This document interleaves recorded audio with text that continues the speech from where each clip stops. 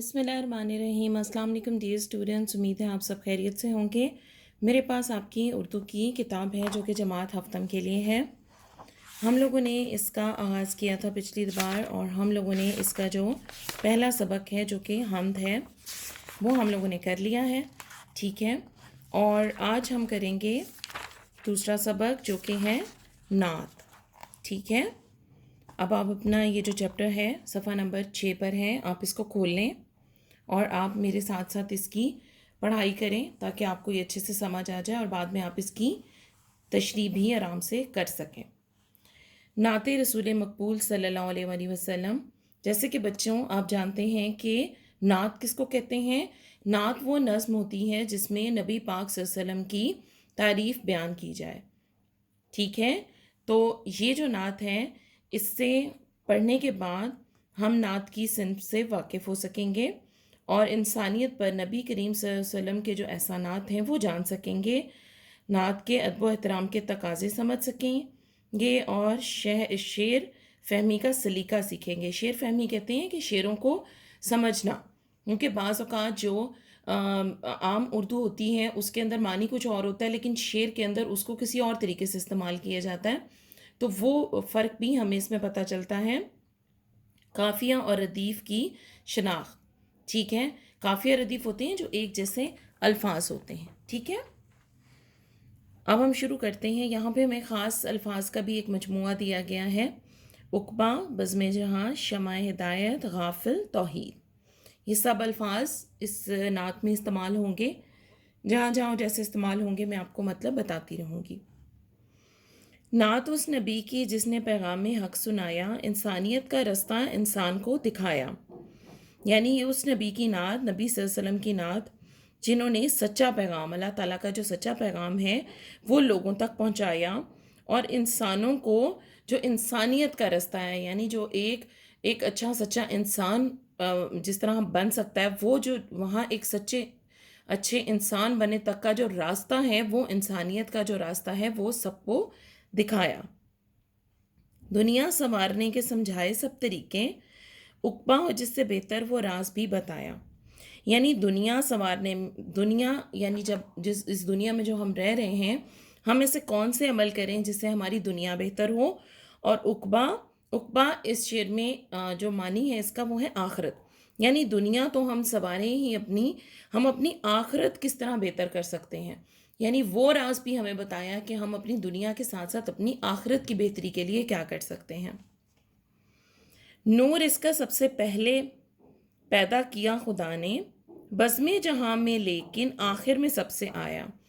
جیسے کہ آپ سب لوگ جانتے ہیں کہ اللہ تعالیٰ نے سب سے پہلے نبی پاک صلی اللہ علیہ وسلم کا نور بنایا تھا، لیکن جیسے کہ ہمارے نبی آخری نبی ہیں، تو یعنی نور نبی پاک صلی اللہ علیہ وسلم کا سب سے پہلے بنایا، لیکن ان کو سب نبیوں کے بعد بھیجا، ٹھیک ہے۔ اس شعر کا مطلب یہ ہے، بزم جہاں یعنی دنیا کی محفل، دنیا میں نبی پاک صلی اللہ علیہ وسلم کو نبیوں میں سب سے آخر میں بھیجا، لیکن آپ صلی اللہ علیہ وسلم کا نور سب سے پہلے پیدا کیا۔ ہر موڑ پر جلائی شمع ہدایت اس نے، جو راستہ تھا سیدھا ایک ایک کو بتایا، ٹھیک ہے۔ شمع ہدایت، ہدایت کی روشنی، یعنی ہدایت کا رستہ، رہنمائی کی لوگوں کی کہ ہدایت یعنی سچے اور اچھے اور سیدھے رستے پر کیسے چلنا ہے، اور یہ رستہ کون سا ہوتا ہے۔ آگے ہمارے پاس ہر آدمی پہ کھولا محنت کا راز اس نے، جو سو رہے تھے غافل آ کر جگایا۔ یعنی محنت کا راستہ ایک ہوتا ہے کہ آپ صرف انتظار میں ہیں، آپ بیٹھے ہوئے ہیں کہ جی کہیں سے میرے لیے مدد آئے گی یا مجھے بیٹھے بٹھائے کھانے کو مل جائے گا اور کوئی کام نہیں کرنا پڑے گا، تو ایسا نہیں ہے۔ نبی پاک صلی اللہ علیہ وسلم نے بتایا کہ محنت کا جو رستہ ہے وہی اصل رستہ ہے، اور محنت کر کے ہی انسان اپنے لیے کچھ اچھا کر سکتا ہے، ٹھیک ہے۔ تو ہر آدمی کو محنت کا رستہ بتایا، یعنی محنت کا راز بتایا، محنت کرنے کا طریقہ بتایا، اور جو غفلت کی نیند سو رہے تھے انہیں آ کر جگایا۔ شعلے بھڑک رہے تھے دنیا میں کفر و شر کے۔ کفر کہتے ہیں کافر، یعنی اللہ کو نہ ماننا، اور شر ہوتا ہے فساد پھیلانے والے لوگ۔ انسان کو اس نے آ کر اس آگ سے بچایا. یعنی کفر و شر، جو ایک شرک والا ماحول تھا، کفر والا ماحول تھا، لڑائی جھگڑا تھا، اس میں انسان کو آ کر آپ صلی اللہ علیہ وسلم نے صحیح سیدھا رستہ دکھایا اور اس آگ سے بچایا جو شرک کی اور کفر کی اور ایک لڑائی جھگڑے کی آگ تھی، اس سے بچایا. پھیلی جہاں میں ہر سو توحید کی شعائیں. توحید کیا ہے؟ اللہ تعالیٰ کو ایک ماننا. یعنی یہ جو توحید، یہ جو ہمارا ایک توحید ہے، ہمارا ایمان ہے، اس کی جو ایک شعائیں تھی، اس کی روشنی تھی، وہ پوری دنیا میں پھیلائی. مشرق بھی جگمگایا، مغرب، یعنی مشرق سے لے کر مغرب تک پوری دنیا میں اجالا ہو گیا. کس سے؟ توحید کی روشنی سے. بھولی ہوئی تھی دنیا اپنے خدا کو محشر، خالق کے در پر اس نے مخلوق کو جھکایا. محشر یہاں پہ شاعر کا جو تخلص ہے وہ لکھا گیا ہے. نیچے آپ دیکھیں تو شاعر کا نام ہے محشر رسول نگری. تو اس طرح سے انہیں اپنا ہی نام شعر کے آخر میں استعمال کیا ہے، آخری شعر میں استعمال کیا ہے. خالق کے در پہ اس نے مخلوق کو جھکایا. یعنی دنیا جو تھی آپ صلی اللہ علیہ وسلم کے آنے سے پہلے کفر میں تھی، وہ اللہ تعالیٰ کو ایک نہیں مانتے تھے اور اللہ تعالیٰ کو بھولے ہوئے تھے. آپ صلی اللہ علیہ وسلم نے آ کر ان کو ہدایت کی روشنی دی، ان کو توحید کا بتایا اور ان کو کہا کہ ایک اللہ کی عبادت کریں. تو اس طرح خالق جو کہ ہمارا مالک ہے، اللہ تعالیٰ ہے، اس کے در پر مخلوق یعنی یہ جو انسان ہے ان کو جھکایا، مطلب ان کو صرف اللہ تعالیٰ کے آگے ہی جھکنا سکھایا. ٹھیک ہے، ریڈنگ اس کی ہم نے کر لی ہے. اب ہم آتے ہیں اس کی مشق کی طرف. مشق میں سب سے پہلے سوال ہیں، ان سوالوں کا مختصر جواب دینا ہے. یہ سب وہی سوال ہیں جو ابھی میں نے آپ کو نعت میں سمجھائے ہیں. یہ آپ خود بھی لکھ سکتے ہیں. یہ آپ نے اپنی جو نوٹ بکس ہیں اسکول کی اس میں لکھنا ہے، بہت اچھا سا اچھی لکھائی میں نیٹ کر کے. حمد اور نعت میں کیا فرق ہے؟ حمد میں اللہ تعالیٰ کی بڑائی بیان کی جاتی ہے اور نعت میں نبی پاک صلی اللہ علیہ وسلم کی. عقبہ بہتر ہونے سے کیا مراد ہے؟ آخرت بہتر کرنا، اپنی آخرت کی بھلائی. شمع ہدایت جلانے کا کیا مقصد ہے؟ شمع ہدایت ہے یعنی ہدایت کی روشنی، یعنی سب لوگوں کو سیدھے رستے پر چلایا اور ہدایت کی روشنی دی. سیدھا رستہ سے کیا مراد ہے؟ سیدھا رستہ ہے انسانیت کا رستہ، ایسا رستہ جو کہ بھلائی کی طرف جاتا ہے، اس کو ہم کہتے ہیں سیدھا رستہ. توحید کی شعائیں پھیلنے کا کیا مطلب ہے؟ یعنی اللہ تعالیٰ کو ایک ماننا. جو توحید کی روشنی تھی وہ پوری دنیا میں پھیلا دی، یعنی سب لوگوں کو یہ بتایا کہ اللہ تعالیٰ ایک ہے اور اللہ تعالیٰ کی عبادت کرنی ہے. تو توحید کی شعائیں پھیلنے کا مطلب ہے کہ سب کو ایک اللہ کی عبادت کرنے کا بتایا اور سکھایا. مشرق اور مغرب کیسے جگمگا اٹھے؟ مشرق اور مغرب توحید کی روشنی سے جگمگا اٹھے. آپ کو اس شعر کا، نعت کا کون سا شعر پسند آیا؟ پسندیدگی کی وجہ بھی بتائیں. تو یہ آپ کی مرضی ہے. ویسے تو ہر شعر اس نعت کا بہت خوبصورت ہے اپنی جگہ، لیکن آپ کو جو پرسنلی شعر اچھا لگا ہے آپ وہ شعر بھی لکھیں اور اس کی وجہ بھی ضرور بتائیے گا کہ آپ کو وہ شعر کیوں پسند ہے. ٹھیک ہے، آ جاتے ہیں اگلے صفحے پر. ہمارا سوال نمبر 2 ہے کہ نعت کے متن کے مطابق آپ نے ٹک کرنا ہے کہ کون سا لفظ ٹھیک ہے. یہ سب کا سب آپ کی نعت میں دیا ہوا ہے. ویسے تو میں نے یہاں ٹک کر دی ہیں، لیکن آپ اس کو خود سے بھی ڈھونڈ کے لکھ سکتے ہیں. ٹھیک ہے، یہ ہو گیا. اس کے بعد ہمارے پاس آ جاتا ہے سوال نمبر 3 اور 4.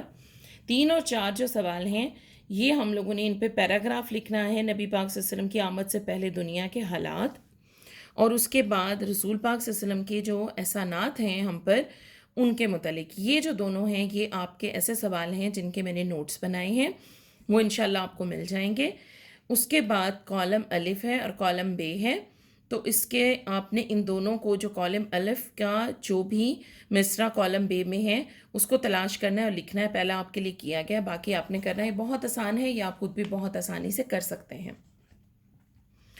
اگلا ہے جملوں میں استعمال کریں گے. تمام الفاظ آپ کی نعت میں استعمال ہوئے ہیں، آپ وہاں سے بھی لے سکتے ہیں. آپ اپنے طور پہ بھی کوئی جملہ بنا سکتے ہیں. تو آپ نے یہ جملے بنانے ہیں اور اپنی نوٹ بک میں بہت نیٹ سے اچھے سے کر کے لکھنے ہیں. پھر ہے متضاد الفاظ. متضاد الفاظ ہیں حق باطل، دنیا آخرت، سنوارنا بگاڑنا، سیدھا الٹا، آگ پانی، توحید شرک، مشرق مغرب، خالق مخلوق. ٹھیک ہے، یہ سب بھی آپ نے اپنی نوٹ بک پہ بہت اچھے سے کر کے لکھ لینے ہیں. سوال نمبر جو 8 ہے وہ ہماری پلاننگ میں شامل نہیں ہے، اس لیے ہم اس کو نہیں کریں گے. ٹھیک ہے، تو اس طریقے سے ہم لوگوں کا آج جو نعت والا چیپٹر ہے یہ بھی ختم ہو گیا.